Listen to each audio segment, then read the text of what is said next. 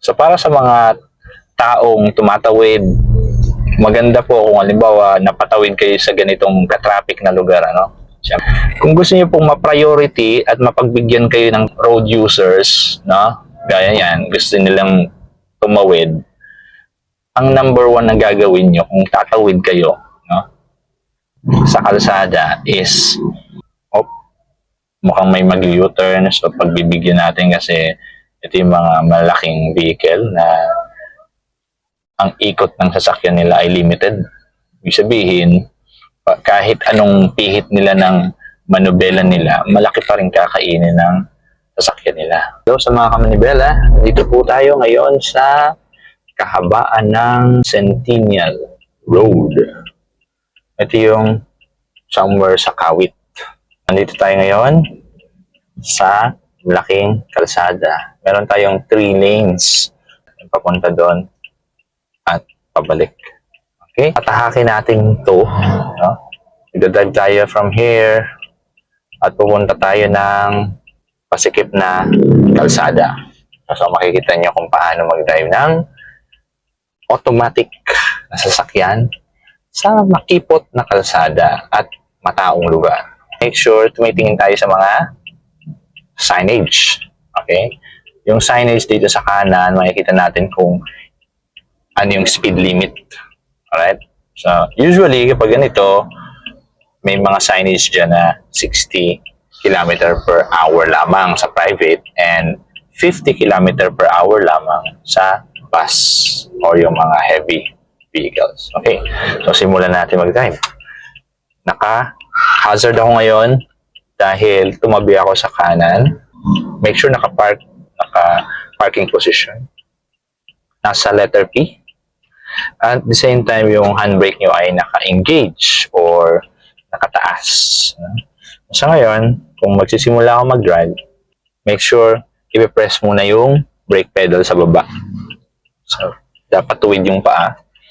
And then, i-move ko na tong gear shift lever sa neutral. Okay? And then, disengage yung parking lever. And then, saka natin i-move sa drive. Okay. So, since nakaapak ako sa brake pedal, hindi ito gagalaw. Kahit naka-drive, naka-shift tayo sa drive. So, dadahan-dahanin ko lang yung pag-angat ng paa ko sa brake pedal. Yan. Pag gumalaw na tayo, yan, pwede ko nang tanggalin yung hazard lights at saka press na ako ng dahan-dahan ng accelerator para tumakbo na tayo ng dahan-dahan. So ngayon, mapapansin natin yung mga sasakyan nakahinto, no? So, ang kailangan lang natin kapag huminto na siya, okay, so sa ngayon, hindi pa naman siya, ayan, gumagalaw na uli siya. So, once na huminto uli, pwede natin i-change sa neutral. Pero sa ngayon, naka-accelerate pa din ako, no? Dahan-dahan lang. Ayan. So, naka-go na kasi yung ating, yan, traffic lights. Okay, so may nag-U-turn, kaya nag-brake muna ako ng dahan-dahan and then shift ulit sa accelerator. Ayan. Okay, so napapansin natin, naka-stop lahat ng sasakyan. So, be-brake ako. Okay, pag fully stop na ako, lahat naman sila naka-stop. Okay, so subukan natin gumalaw ng konti kasi yung mga motor nasa unahan, gumagalaw sila. Okay. Ngayon, nandito ako sa traffic light, ano? Naka-stop to. So, ibig sabihin, wala nang galawan to until mag-green yung light niya. So, ang gagawin ko, para makapagpahinga yung pa ako sa pag-apak sa brake, kailangan lang natin i-switch yung gear shift lever natin from drive to neutral. Okay? And then, engage mo yung handbrake, saka mo tanggalin yung paa mo sa brake pedal. So, ngayon, wala na tayong inaapakan sa baba. Kung gusto na uli natin tumakbo kasi tumatakbo na sa unahan, brake pedal, disengage, handbrake, and then drive. Okay. So, ganun po. Kapag nag-switch tayo from stop to moving vehicle, ano? So, kakaliwa ako dito para makapasok sa lane na to kasi alanganin ito, masikip. Ayan. So, nakikita naman natin, naka-green yung ambulance. So, kung may ambulance, tabi muna tayo. Okay. So, pag nauna na siya dun sa unahan, nasa time, pwede na tayo mag-continue mag-drive. No? Okay. So, dito, malaki naman yung kalsada pero make sure alert tayo sa mga tabing mga road users kasi gaya nun.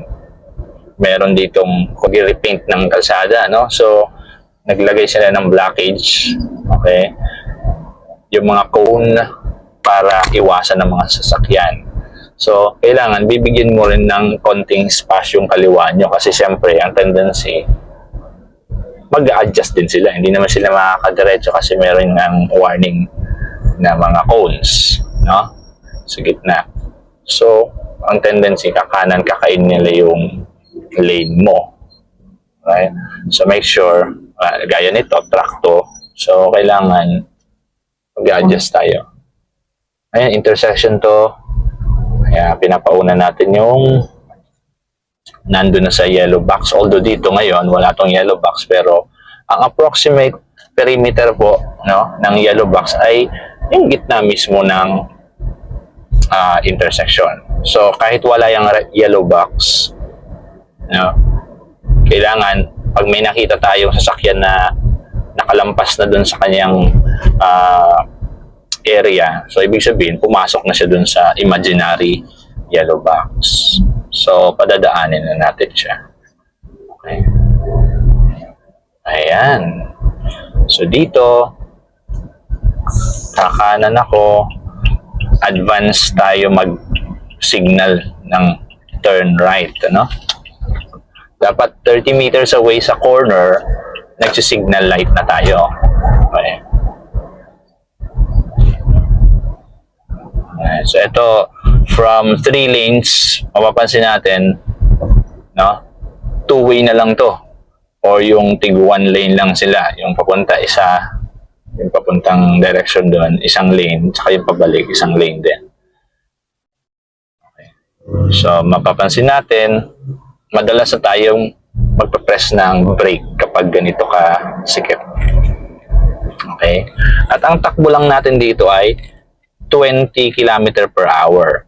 Kung masyado maluwag naman sa harap at hindi ganun karaming tao, pwede kayo mag-increase ng konti.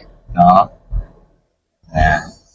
So, gaya nito, sobrang luwag, wala ni motorsiklo na nagbabiyahe dito, pwede tayo mag-increase ng konti. So, ngayon, ang takbo ko ay 30 km per hour. Okay, tapos, reduce speed. So, brake lang yung hapakan. Ayan, and make sure may enough distance kayo dun sa harap nyo. Huwag masyadong dikit para hindi kayo makasabit ng sasakyan. Ayan. So, ito, nandito na tayo sa makipot na lugar. No? Ito yung barangay road na makipot din. At traffic pa. So, kailangan lang natin ng mahaba-habang pasensya. Okay. So, dito, dahan-dahan lang yung pagbitaw ng brake. No? Hindi na tayo kailangan mag-press ng accelerator kasi gaya nito, sobrang bagal ng mga sasakyan. So, tatanggalin natin dahan-dahan yung paa natin sa brake para tumakbo. Tapos, paghihinto, preno. So, ngayon, bibitawan ko ulit siya. Yan o. So, ganito lang ang speed pag nakabitaw. Pero pag sinabing bitaw, dapat nandun pa rin yung paa nyo sa brake. Kasi aalalay po kayo. Huwag yung tatanggalin nyo mismo yung paa nyo sa brake na totally bababa nyo sa may ground, which is hindi po safe yun. Ano? Kailangan alalay pa rin kayo kahit na nabitawan nyo na totally yung brake pedal, nandun pa rin yung paa nyo sa taas ng brake pedal. Okay. Ayan. So, brake lang tayo para huminto. Tapos, bitaw uli. pag gusto natin tumakbo. So sa traffic na ganito, madalas gagamitin lang natin brake. Wala nang iba. Yung shift lever natin na gear shift, lagi yan sa drive. Okay, kapag sobrang bagal natin, pwede tayo mag-accelerate ng dahan-dahan. So, ipipress ko yung accelerator. Yan, tapos brake ulit. Okay. So, kung malaki na yung gap ng sasakyan sa unahan nyo, at ibig sabihin, pwede na kayo mag-press ng accelerator para makahabol kayo dun sa sasakyan. Pero make sure may enough distance pa rin kayo. Okay? Ayan, no? So, dito, mukhang may mag-U-turn. So, pagbibigyan natin kasi ito yung mga malaking vehicle na ang ikot ng sasakyan nila ay limited.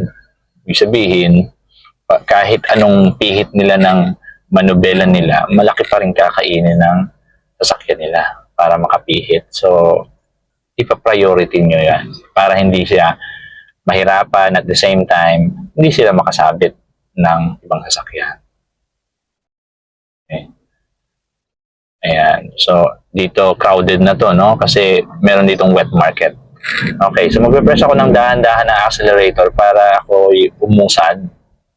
Tapos, pag malapit na ako, brake na lang yung aalalayan ko. Ngayon, accelerate uli kasi mabagal ako masyado. So, dito, pag piness ko yung accelerate, tatakbo siya. Okay? Ang takbo ko lang ay less than 20 km per hour. So, brake. Okay, may tao. Okay. So, para sa mga taong tumatawid, maganda po kung halimbawa napatawid kayo sa ganitong ka-traffic na lugar, ano? Siyempre, minsan may binibili din tayo, no? Tayo din yung mga taong tumatawid sa kalsada. Kung gusto niyo pong ma-priority at mapagbigyan kayo ng road users, no? Gaya yan, gusto nilang tumawid. Ang number one na gagawin niyo kung tatawid kayo, no? Sa kalsada is, aside from clear yung daan, make sure mag-hand signal kayo. Yung hand signal nyo, i-stretch nyo lang yung kamay nyo. Okay? I-stretch nyo para makita nung mga driver na tatawid kayo. So, pag ganito kayo, nag-stretch kayo ganyan, no? Tapos, pinakita nyo yung mismong kamay nyo na stop. No? Ibig sabihin, gusto nyo nang tumawid sa kalsada at mas safe po yun. O, gaya nito, siya nakatayo lang siya pero actually, kung tatawid kayo from malalaking kalsada, wag lang kayong tatayo, no? Wag lang kayong tatayo at makikiramdam. Maling-mali po yun. Ang gagawin nyo, kapag napunta kayo sa gitna at gusto niyan tumawid, parang makikiusap kayo, no? Kailangan i-stretch nyo yung hand nyo, yung kamay nyo, no? I-stretch nyo at para kayong enforcer sa gitna na pahihintuin yung sasakyan. So, pag naka-stretch yung kamay nyo ganon, no? Makita nung driver yan, ipa-prioritize po kayo niyan. Padadaanin po kayo niyan kahit na anong sikip ng kalsada, kahit na anong traffic niyan. Ano po yun? Effective po yun para makatawid agad kayo. No? Hindi lang yung tatawid kayo and then makikiramdam kayo. Maling-mali po yun. Pag nakiramdam kayo, yung driver, ang tendency, uunahan ko to kasi hindi naman to nakikiusap na tumawid. So, yan po ang isa sa mga tips. Pag tatawid kayo ng kalsada, kailangan, kung gusto niyo talagang tumawid, no, stretch niyo yung hand nyo at mag-sign kayo ng stop dun sa driver para huminto or magbagal yung driver magpatakbo ng sasakyan. Okay. Tapos, pagbibigyan kayo, effective po yan. No? Kailangan yung pedestrian o yung mga taong tumatawid, kailangan mag-hand signal. Yan po ang number one. para safe po kayong makatawid sa isang side papunta sa kabilang side. Okay. Alright. So, nandito na tayo from two-way. Ayan, no? Nagkaroon na naman ng two lanes dito. Punta doon at pabalik. So, ito, medyo lumuwag-luwag. Kaya, ang takbo ko ngayon ay 50 km per hour. Okay. Ayan. So far, pag tinitingnan natin yung side, kung merong symbol or speed limit sign, wala po. Ayan, no? Wala pong speed limit ngayon. Pero automatically, ang speed limit sa maluluwag na kalsada, no, ay 60 km per hour. Pag ganito, kaluwag, ibig sabihin, na-expand na yan, no? So, 60 km per hour ang speed niyan. Pero, pag magkaroon siya ng signage dyan, susundan nyo yun. Kung kahit na anong luwag niyan, kung ang signage ay 40 km per hour, di sundan natin yun. Ayan. So far, wala pong signage. So, kaya, tutuloyin natin yung 40 km per hour ko. Alright. Pero pag nagkaroon tayo ng malaking distance sa harap, pwede tayo mag-increase ng konti. Okay. So, ito, may mga estudyante. Ibig sabihin, malapit ito sa school. So, kapag malapit sa school, dahan-dahan lang ang takbo kasi possible may mga bata na tumatawid. Iingatan po natin na makabangga. No? So, ito, ayan, traffic na area, doon sa unahan, ayan, meron na nga nakalagay, 20 km per hour speed limit. Nakikita po yan sa camera, no? School zone, speed limit, 20 km per hour. So, ibig sabihin, bagalan nyo na yung takbo nyo. Nakaalalay lang ako sa brake. Titingnan ko kung wala namang, ayan. So, maraming estudyante na tumatawid dito.